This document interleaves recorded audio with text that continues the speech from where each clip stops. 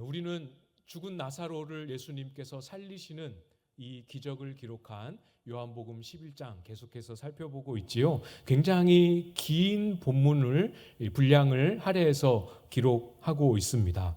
자세하게 이 기적 사건만 결과만 기록하지 않으시고 그 기적을 행하시는 주님의 마음이 어떠한지를 아주 속속들이 기록해 주셨고 또 보여주고 계십니다. 우리가 앞서서 이미 살펴봤고 또 오늘 설교 제목에도 있는 것처럼 주님은 나사로를 그리고 그의 누이 마르다와 마리아를 정말 많이 사랑하셨습니다. 그리고 그 사랑 가운데 계속해서 주님이 계획하셨던 그 일들을 실행하고 계시지요. 오늘 우리가 이 본문 같이 묵상하면서 예수님의 사랑이 막연하고 추상적으로 또 이렇게 그런가 보다 하는 선에 머물지 않고 어떻게 생생하게 마리아의 마음까지 와닿고 어떻게 생생하게 마리아의 영혼을 살려내시는지 우리가 같이 묵상하고 그 사랑을 주목해 보는 시간 가져보려고 합니다. 말씀드린 것처럼 오늘 본문에서 예수님은 마리아를 만나십니다.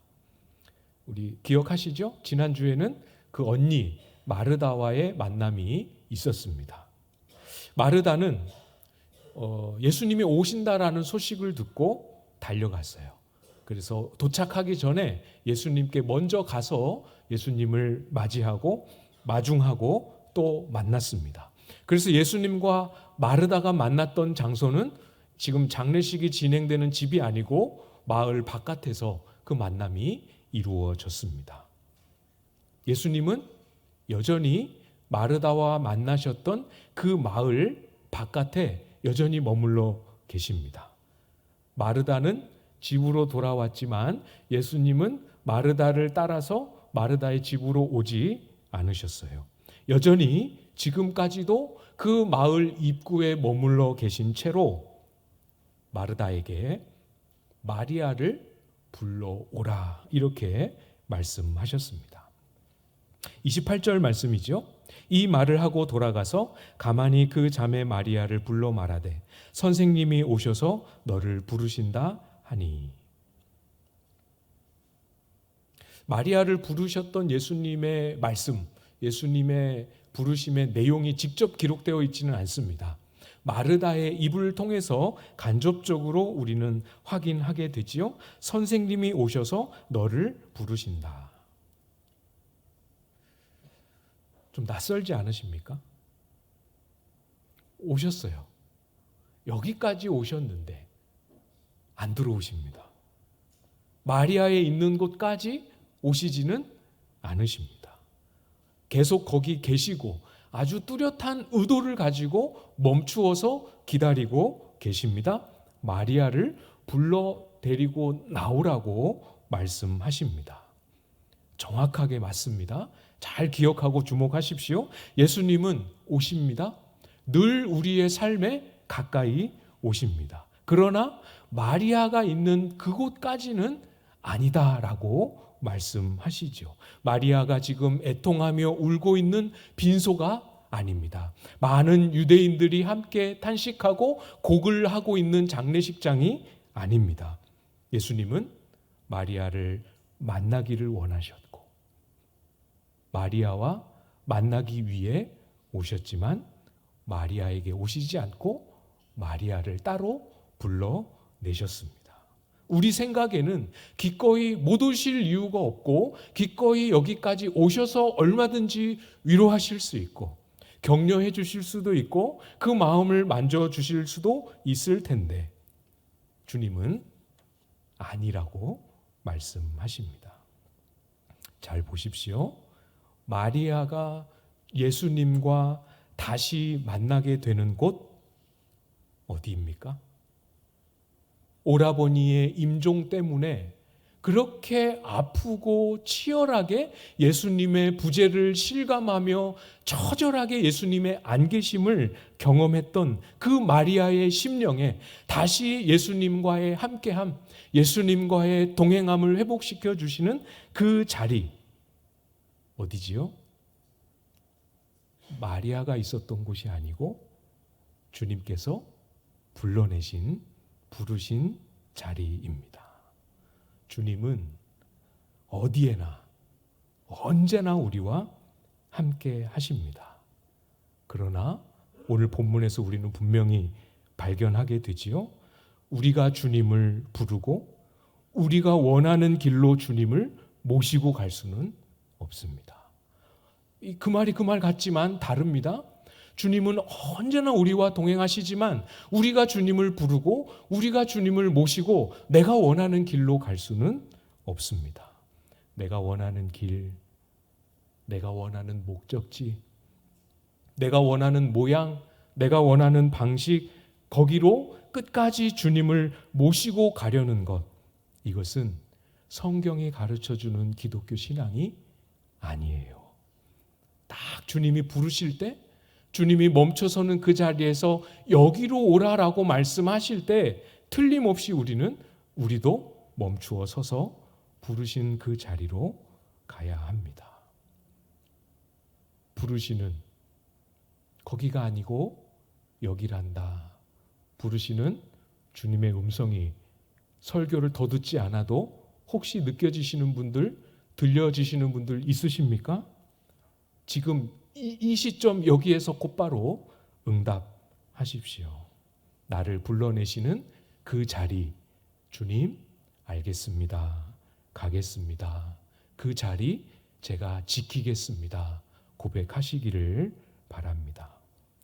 때로는 그 자리에 있으면 그 자리를 둘러싸고 있는 현실 때문에, 이런 현실 저런 상황 때문에 그런 현실과 상황이 주는 메시지에 온통 내 마음과 생각이 다 뒤덮이고 빼앗겨 버리기 때문에 그 메시지를 좀 그만 들으라고 우리를 불러내시기도 합니다. 때로는 그런 현실에 이렇게 휩쓸려 가고 있을 때 그런 현실이 메시지만 우리에게 주는 게 아니라 우리에게 아주 복잡하고 어려운 감정들을 휘몰아치게 하지요.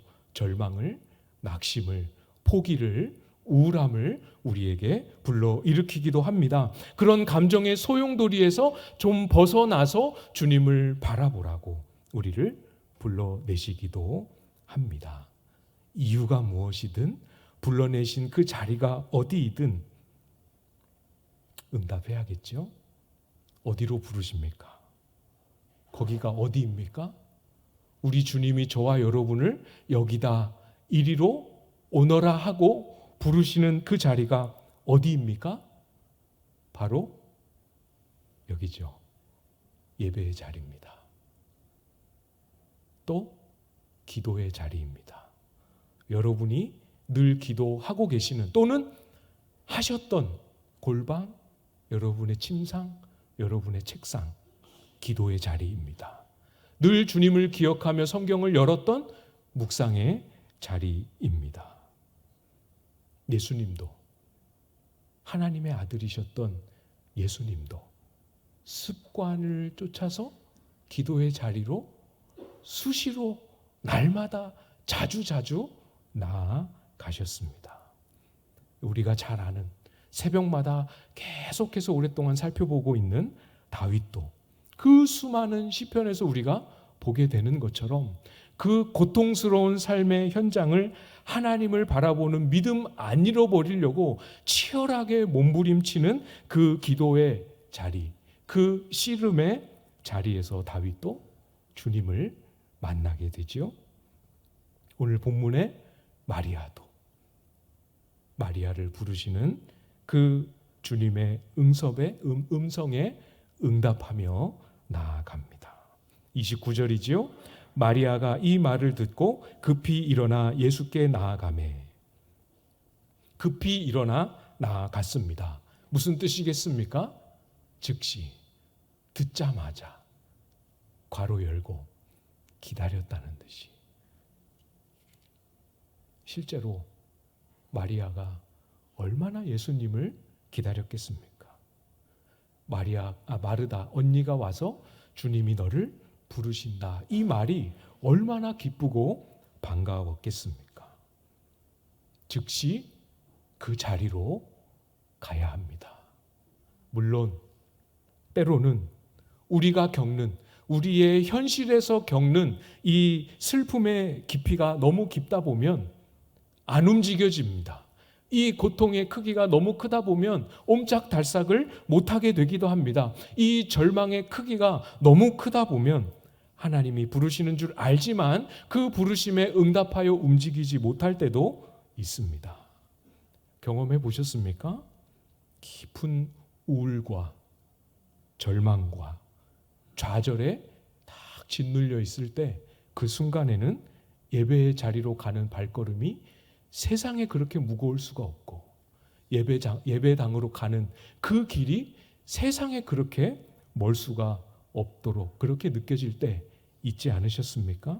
현실의 무게와 삶의 짐이 크고 무겁고 고통스러울 때에도 우리가 기도의 자리로 늘 나아갔었고 나아가야 함을 알지만 그 기도의 자리로 나아가는 게 그렇게 멀고 험하게 느껴질 때가 있지 않으십니까? 사랑하는 여러분, 혹시 지금이 그런 심경, 그런 처지이신 분들 있으신지 모르겠어요. 여러분, 부탁드립니다. 그래도 가야 합니다. 비록 내가 직접 주님의 음성을 듣고 나를 부르시는구나 하지는 못한다 할지라도 마리아가 마르다를 통해 대신 들었던 것처럼 제가 대신해서 여러분에게 전해드리고 있습니다. 주님께서 여러분을 예배의 자리를 신실하고 충성스럽게 지켜내도록 부르고 계십니다. 주님께서 여러분을 다시 기도의 자리를 회복하도록 부르고 계십니다. 다시 주님을 기억하고 주님을 묵상하는, 성경을 여는 묵상의 자리로 여러분을 초대하고 계십니다. 우리를 만나기 위해 오셨어요. 이 거리가 물리적으로 길든 짧든, 마음에 느껴지는 거리가 심리적으로 길든 짧든 주님이 우리를 부르셨습니다. 마리아가 올 때까지 예수님은 그 자리에서 머물러 움직이지 않고 기다리고 계십니다. 이 자리로 나아가고 이 자리를 지켜내고 이 자리를 포기하지 않고 잘 유지하는 이 수고 없이도 예수님을 잘 믿을 수 있다라고 하는 이 생각이 얼마나 어리석고 또 위험한 것인지 여러분 잊지 마십시오. 잘 기억해 주십시오. 가야 합니다. 그 자리로 가야 내 삶의 현실에 있을 때는 안 보였던 주님이 보입니다. 거기로 가야 안 들렸던 주님의 음성이 들리고 거기로 가야 보이지 않았던, 느끼지 못했던 하나님의 일하심이 체감되고 깨달아지게 되지요. 거기로 가야 잃어버렸던 믿음도 회복되고 잃어버렸던 주님을 향한 바른 고백이 내 속에 살아나게 되지요. 32절 말씀입니다. 마리아가 예수 계신 곳에 가서 배웠고 그 발 앞에 엎드려 이르되 주께서 여기 계셨더라면 내 오라버니가 죽지 아니하였겠나이다 하더라. 여기서 마리아의 행동을 묘사하고 있는 동사, 나열되고 있는 동사를 주목해 보십시오. 마리아는 예수님 계신 곳에 갔습니다. 가서 뭐 했습니까? 갔더니 비로소 그렇게 보이지 않았던 주님의 얼굴, 주님의 영광스러운 임재와 그분의 형체가 보입니다. 가서 주님을 보았습니다. 그리고 그 발 앞에 엎드렸습니다. 주님이 불러내시는 그 자리에 가야 주님이 보입니다. 우리가 처한 현실이 아무리 크고 힘들어도 아무리 급박해도 그것만 보고 있으면 나를 도우시고 나를 지키시고 나와 함께 하시는 주님이 계셔도 안 보입니다. 우리의 감정에 휩싸인 채로 그대로 가만히 머물러 있으면 안 보입니다. 주님의 도우심의 손길이 느껴지지 않습니다. 나아가야 우리의 눈을 가리고 있던 어두움이 서서히 밝혀지고 거두어지게 되고, 가야 주님이 보입니다. 우리의 심령의 빛이 비추어지고 정말 주님이 살아계심과 정말 주님이 함께하심과 정말 주님이 나를 돕고 계심이 인정이 되고 고백이 되고, 달라진 현실은 아무것도 없으나 맞습니다, 주님이 살아계십니다. 맞습니다, 주님이 날 돕고 계십니다. 고백하고 다윗처럼 시편에서처럼 하나님을 감사하고 찬송할 수 있게 되는 거죠. 마리아가 엎드리는 행동 속에는 그런 의미가 담겨 있는 것입니다. 마리아의 믿음을 회복시키시고 주님의 임재와 주님을 인정하는 믿음을, 고백을 회복시키는 것에서 끝나지 않습니다. 이제 주님이 하실 차례가 되지요. 주님의 얼굴을 열어 보이십니다. 주님의 마음을 마리아가 알도록 깨닫게 해주십니다. 33절 말씀이지요. 33절을 여러분이 한번 읽어주시겠습니다. 시작.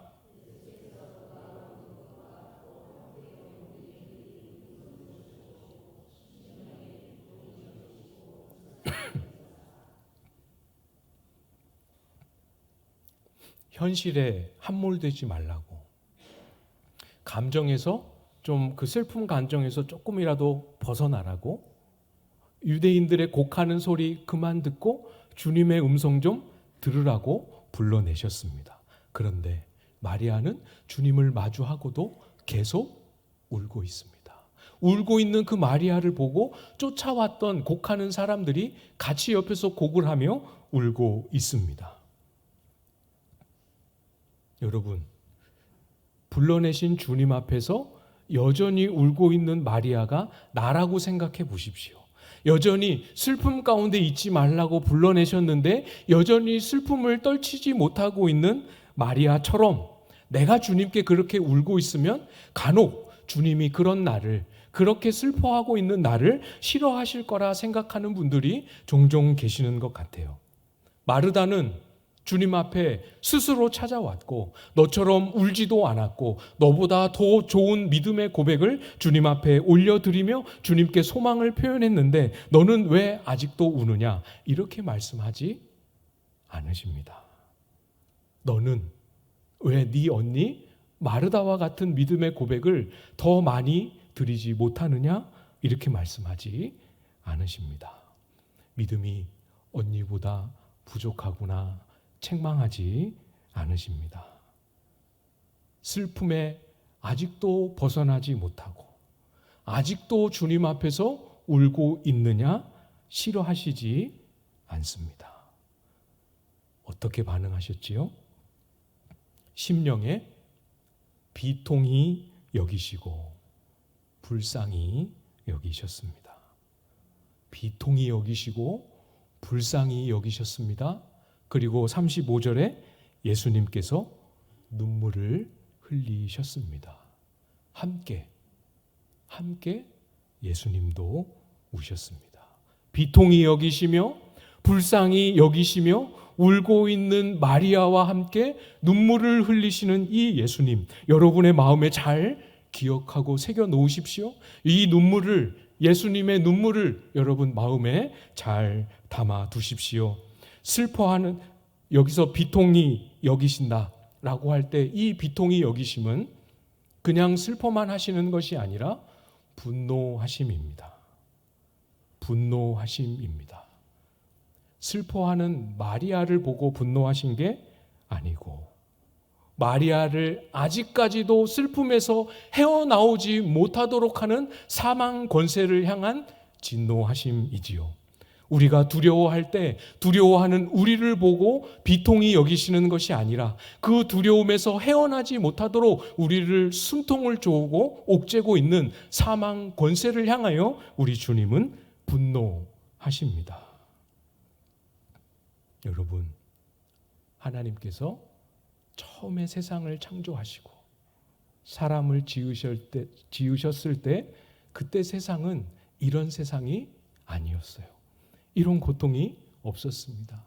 이런 슬픔과 아픔도 없었습니다. 이렇게 앞날을 알지 못하는 두려움과 불안과 염려도 없었습니다. 죄가 들어오면서 사망이 왕노릇하기 시작했고 그 사망의 왕노릇한 데서부터 시작된 모든 고통과 아픔과 절망과 슬픔, 두려움과 불안이 거기서 시작된 것입니다. 하나님이 만드셨던 평안과 샬롬과 기쁨과 행복이 가득한 세상을 망쳐놓았던 죄와 사망 권세를 향하여 주님이 얼마나 분노하고 계시는지 여러분 잘 기억하십시오. 예수님이 이것을 회복시키기 위해 사람이 되셨고 십자가를 지셨지요. 부활하십니다. 그러나 아직 그때가 이르지 아니하였기 때문에 예수님의 십자가의 죽음과 그 부활로 말미암아 이루어지는 놀라운 승리와 영광을 아직 알지 못하는 이 심령들, 예비되었지만 아직 그때를 알지 못함으로 인하여 여전히 사망과 고통이 전부라고 생각하고 울 수밖에 없는 그 영혼들, 심령들을 향한 불쌍히 여기며 흘리시는 눈물이지요. 주님은 우리를 정죄하지 아니하십니다. 불쌍히 여기시고 흘리시는 주님의 눈물 꼭 기억하십시오. 사랑하는 여러분, 주님이 우리의 심정을, 우리의 삶의 현실을, 이 현실로 인하여 내가 무엇을 느끼고 얼마만큼 힘들어하는지 우리 주님이 모르지 않습니다. 여러분의 슬픔과 좌절을 주님께서 알고 계십니다. 얼마나 마리아와 그 가족을 사랑하셨는지 잊지 마십시오. 마리아뿐만 아니라 오늘 부르시는 그 음성에 응답할 새로운 소망과 마음을 가지고 있는 저도, 여러분도, 여기 계신 모든 분들 한 분 한 분을 주님께서 얼마나 사랑하셨는지, 또 사랑하고 계시는지 마음에 잘 새기시기를 부탁을 드립니다. 주님이 우리를 사랑하시면서, 마리아를 사랑하시면서 흘리셨던 이 눈물은 그냥 아무것도 할 수 없어 같이 울어줄 수밖에 없는 무력한 눈물이 아니지요. 주님이 우리를 사랑하실 때 그 사랑은 그냥 말로만 마음을 만져주는 말에 불과한 사랑이 아닙니다. 얼마나 사랑하셨습니까? 얼만큼 사랑하셨습니까? 주님이 시작부터 끝까지 온전하시고 능하신 사랑으로 우리 가운데 임하실 때 그 온전한 사랑이 저와 여러분의 두려움을 내어쫓습니다. 사망 권세 가득한 세상이 주는 두려움을 내어쫓습니다. 주님 사랑의 능력이 그 완전한 자유와 승리의 길을 저와 여러분에게 열어 놓으셨지요. 히브리서 2장 13절 14절 말씀입니다. 자녀들은 혈과 육에 속하였음에 그도 또한 같은 모양으로 혈과 육을 함께 지니심은 죽음을 통하여 죽음의 세력을 잡은 자 곧 마귀를 멸하시며 또 죽기를 무서워함으로 한평생 매여 종 노릇하는 모든 자들을 놓아주려 하심이니. 사망 권세를 향하여 진노하셨습니다. 그래서 그 진노하심으로 사람이 되셨습니다. 십자가를 짊어지셨습니다. 십자가를 짊어지시고 고난과 수치와 죽음을 통과하심으로 이 땅에 만연되어진 우리 모두를 옥죄고 있는 사망 권세를 멸하셨습니다. 멸망시키셨습니다. 그 죽음으로 인하여 두려워하고 그 죽음의 권세로 인하여 염려하고 그 죽음 때문에 일생에 매여 종노릇 할 수밖에 없는 우리를 자유하게 하셨습니다.